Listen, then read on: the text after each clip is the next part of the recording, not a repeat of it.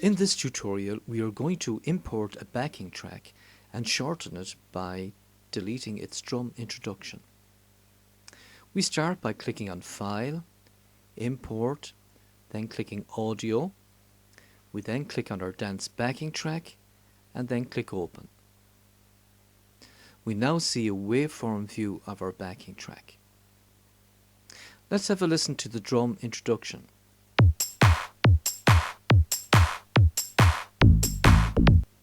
We want to delete the drum introduction which occurs just prior to the bass arriving. So we click just before the bass, drag to the left hand side. We've highlighted the part that we want to delete. Now click on the scissors and our drum introduction is removed. Now let's have a listen.